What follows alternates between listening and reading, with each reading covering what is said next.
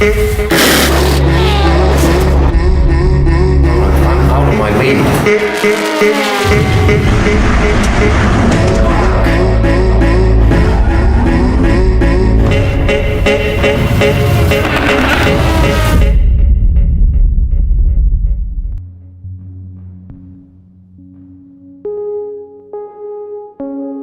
I don't think he is the biggest natural talent, but he's a hard worker, and that's why I put so much effort in. If I wouldn't see the potential last year, at some point I could still, just say, it's a good job. I drive here. We have, racing is not so good, but we have good hotels, so enjoy the year. But I want to prepare him. You can test 100 times, you can make 5 24 hours or 30-hour tests. There is still a lot of chance that the race can go wrong. So bringing someone to Le Mans on a safe way for everybody and on a way where we possibly have also a chance to compete there on an okay level is a big effort for everybody. Le Mans was always like something that I never really thought was possible. But I was like, well, that's the pinnacle. That's kind of, the dream, but you don't think of the journey, the work that goes in, the discipline, the rejection, the failure.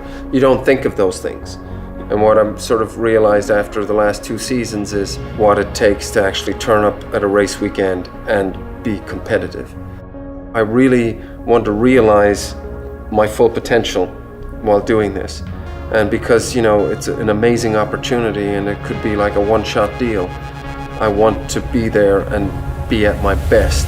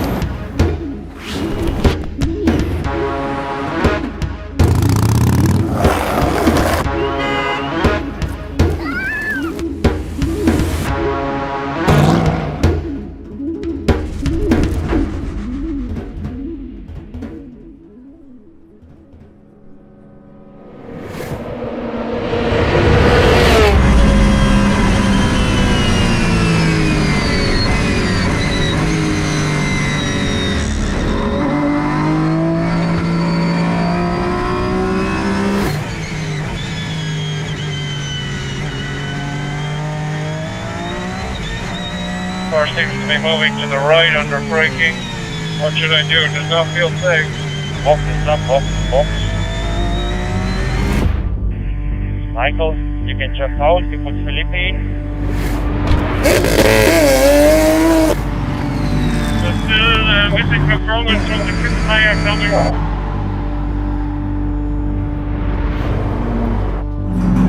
I had locking rear in turn 1. I had locking front in turn 1. But we have to find. It's hard to say, to be honest, due to because it's not working at all.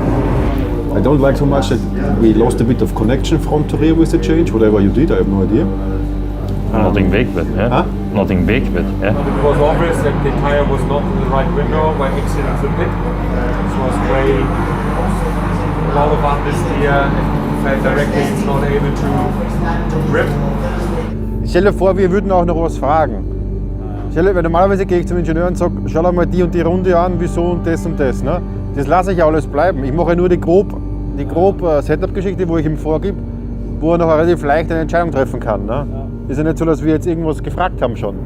For the 2021 season, the biggest change obviously is the new car. Instead of running the RSR 17, we're now running the RSR 19, also with a new spec of tires, which obviously as a new part was something that we didn't know.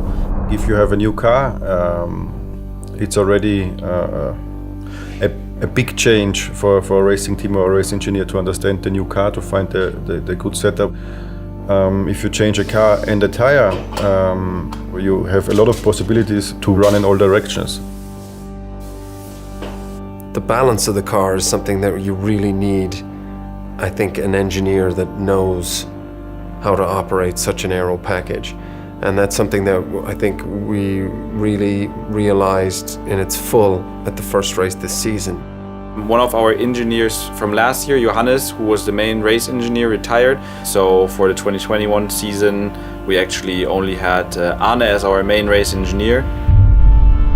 Arne is fantastically experienced to work with both sort of the car and the drivers, but he was trying to do too many things at once because he's trying to understand this new car as well, trying to figure out the best setup for the car.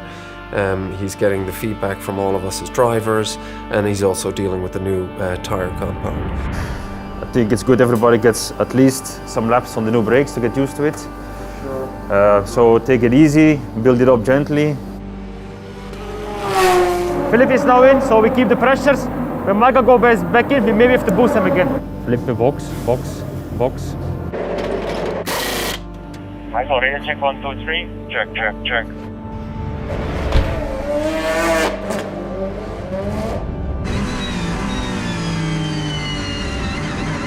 Brakes feel very strange. Very stiff.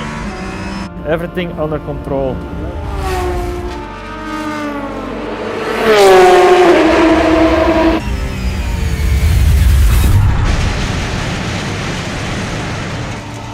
I'm in the gravel, turn 1. So looking at our overall performance, we were struggling quite a bit. I mean, not just the drivers that had to do with so many different things, also Arne was struggling, and it was quite obvious that we were one man short.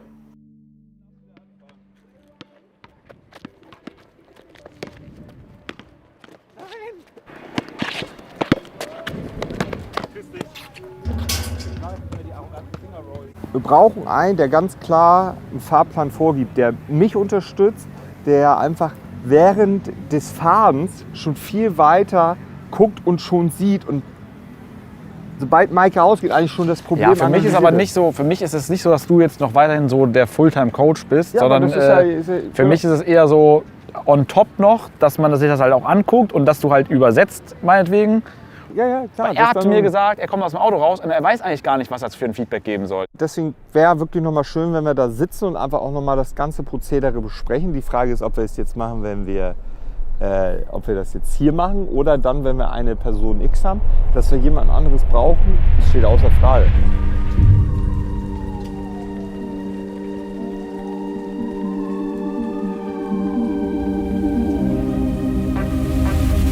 For me, when the Sunday comes, whatever has come before is irrelevant. You know, we have the car set up now the way it's going to be for the race. Now it's about dealing with what you've got and making the most of it. So for me, there's a part of learning where you have to try and forget everything, because when there's so much information running around in your head and you're trying to cover all the points that have been told to you, then it just becomes an overload and you don't have the freedom to actually just drive. Take it as it is. Yeah.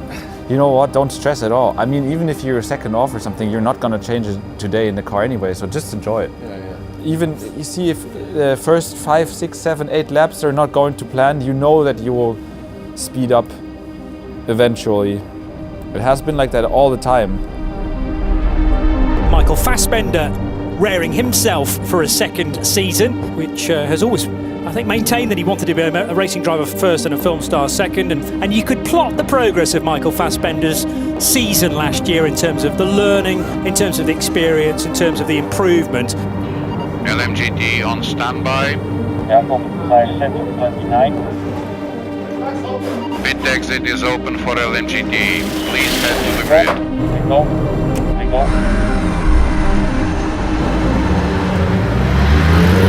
And a lot of the incidents that his car was involved in last year, not actually of his own making.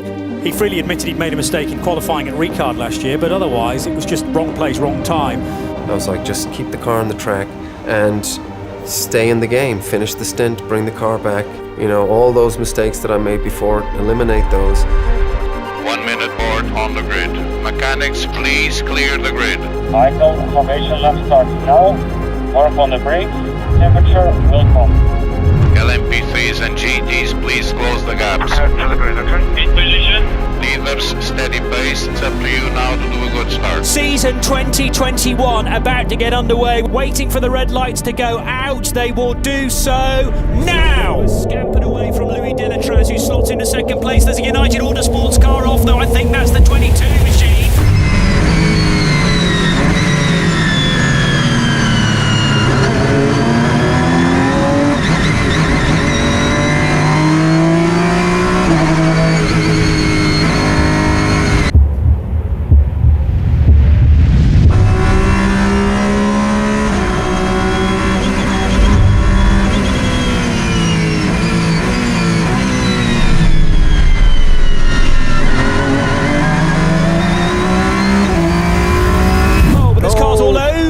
Coming into the chicane at 14 and 15. Michael, safety car, safety car. Michael, was a hectic first lap, but you did well, Good job, good start. The plan was possibly to run a longer stint for me if I could do, even 1 hour 45 straight, and then to make the driver change to Richie. So I thought, look, it's a long race, it's the first lap, most important thing is to get through the first lap clean, and then see when the dust settles and start putting in consistent lap times. Safety car is coming in at the end of this lap.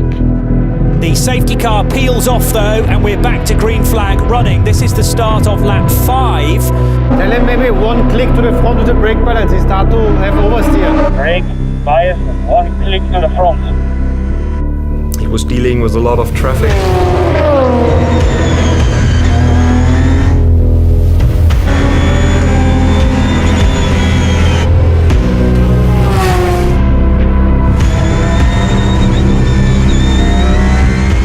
Michael, you did the traffic perfect, so keep this, good job. And the three row, big box, full fuel, tires, and driver change to Richie.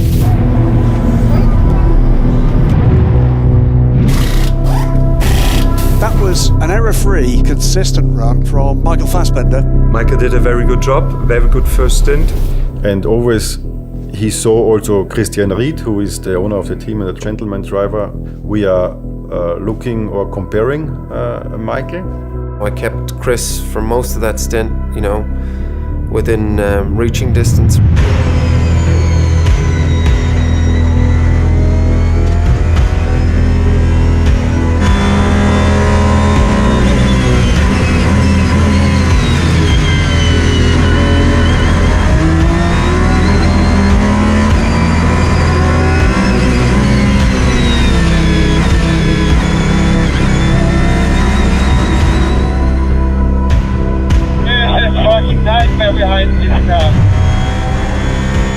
There's not a lot of difference between the lap times of the top pro drivers in GTE and the middle ranking silver and bronze drivers in an LMP3 car. On the car 6, just to ask him to let us pass. We lost already 25 seconds because of this idiot. I cannot follow him close, I don't know the front, I hurt the tires. Shit, sorry. In this moment you are, fighting for every tenth, and you want to perform perfect for the team, and you lose this half a second always in the last sector. Fucking hell. Muscles, right in here. So the plan is you hop in after Richie, but Felipe told you already, right? Richie lost some time behind his fucking LMP3. Yeah, he wouldn't let him overtake. He was so much faster. But we were still in a game. So still the opportunity to make the step up on the podium. Guys, Michael has to be on standby and prepared. Helmet, everything. Richie, box this lap, box. Number time is 31, 3-1, 40 seconds. Pit lane is the pit lane. Michael, ready to check 1, 2, 3. Check. Okay, no tires, 30 minutes, come on.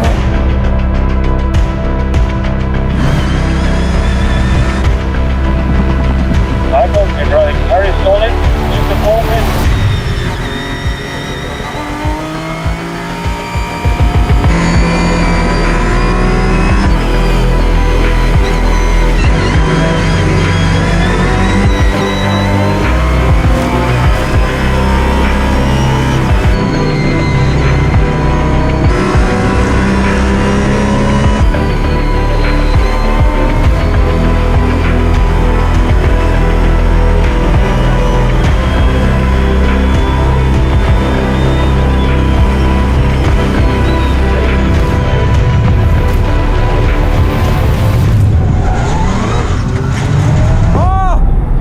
Michael, stay calm, stay calm.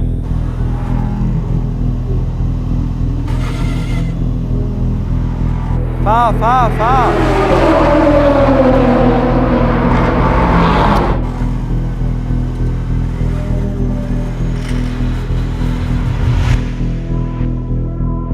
This was sad. It was a sad stint, yes. I mean, after all this confident, he come back into the car. He did good until a quite optimistic move from an Italian car. Of course, to a crash, always there are two people, but if you look the video, there was nothing he can do. It was a late dive, and he got hit. The car was a bit damaged, and this moment destroyed the hopes for the podium or for a top 4 finish. It was the 66 Ferrari going up the inside of the 93 Porsche. As a result, the Proton Porsches slipped back to 6th place now. Full stop service, driver change to Felipe. Michael Fassbender comes to the end of his stint. It's going to be a driver change there. Okay, ready.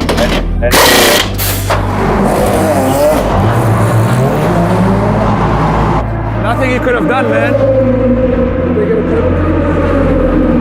Just the black and white, it's bullshit, but there's nothing you could have done. All good, man. It's not your fault, 100%. Sorry, brother.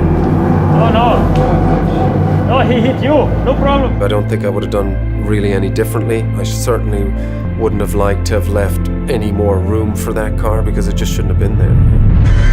It's a nightmare. It's a nightmare. It's very tricky to drive. Very tricky to drive. Michael had a hit on the rear left, so we have to check the car afterwards, but just finish the heat up. This was a car which was not undrivable, but there was no performance anymore. After a contact, the car is not straight anymore, and there is damage on the car, and Felipe can do nothing.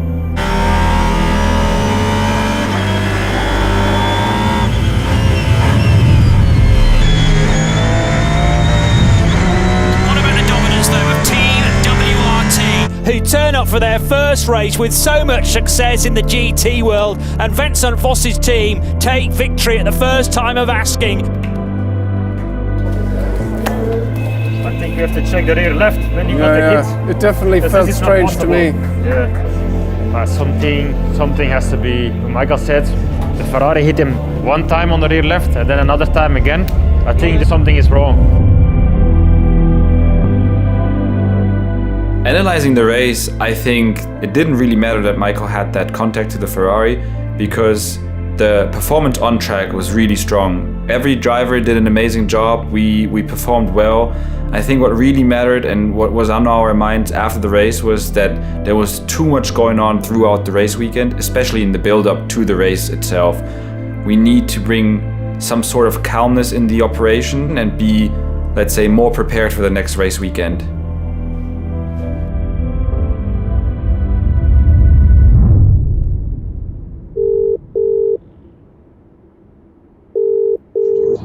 Yeah, I'm super happy. I mean, that's amazing, dude. I mean, this is a fucking game changer, dude. Yeah, now we just have to, have goals for every single session, and just work very, very, focused, and also, based on plans, not like. Last time we were always like back and forth and trying different stuff. Exactly. I really hope that this guy is putting a kind of like a routine into the whole thing. I think he's very motivated as well, so that's good. The major change in Austria was the introduction of Andrea.